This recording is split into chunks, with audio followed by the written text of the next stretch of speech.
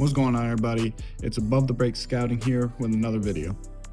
Today, I'm going to be talking about one of the most hyped up prospects ever. I mean, his name has been talked about being the #1 draft pick for really the last 2 or 3 seasons. Dybantsa, BYU freshman, is a generational talent or projected to be a generational talent. Dybantsa is an athletic specimen with an offensive game that is polished beyond his years and experience, but still has room to grow. Some of the narrative when Dybantsa was in high school was, okay, yeah, he looks great against these high school players, but what is it going to look like when he gets to college? Once the college basketball season got started, Dybantsa clearly separated himself from other prospects. At the combine, Dybantsa measured in at 6'8.5", weighing in at 217 pounds, with a wingspan of just over 7 feet and a standing reach of 8'10".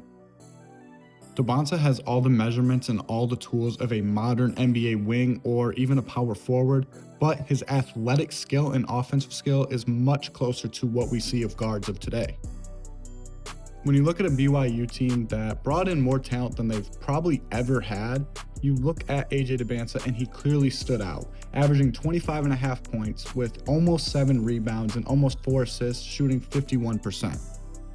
His long athletic build allowed him to attack the basket and get downhill and finish with authority at the rim. If he can dunk the ball, he prefers to dunk the ball, but he is a really good finisher laying the ball up as well.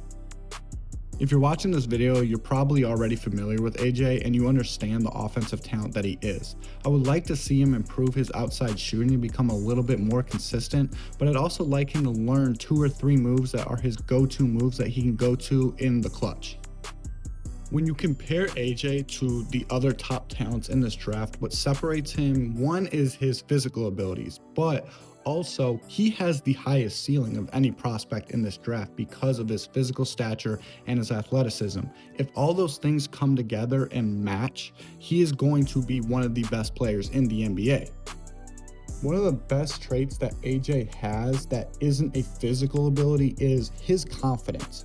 To be a great basketball player, you have to have extreme confidence, but AJ truly does believe that he is the best player on the floor on any court that he steps onto.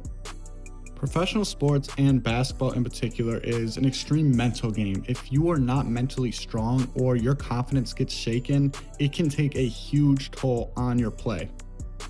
When looking at AJ's offensive stats and his ratings, you can see that his offensive ability is generational. You don't really see players like this too often that can score at all levels, maybe not the best at all levels, but has the ability to do so. Something that stood out to me is he wasn't rated high in blocks, but I think when he gets to the NBA and you're playing against other all-world athletes, he's going to be a good help side defender coming from the weak side, and he's going to get blocks that way. I truly do believe that he could be a player that you try to funnel the driver to him so he can close off the drive or get that block. Like mentioned before, he is an incredible driver and knows how to get to the basket and knows how to finish effectively at the basket. With his athletic ability, he's going to be a really good roller off the pick and roll situation, but some areas that I would like to see him improve in would be the pick and pop and then his spot up 3-point shooting.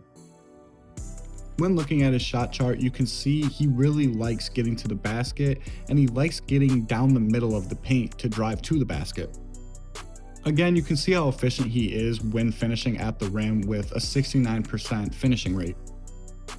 This map here is just another demonstration of his finishing ability and areas on the court that he scores more frequently at. When looking at his player comparisons, sometimes numbers don't tell the full story, and some of these players really optically don't make sense when watching AJ play, but players that do stand out to me is the Andrew Wiggins, the Benedict Mathurin, and the Michael Beasleys.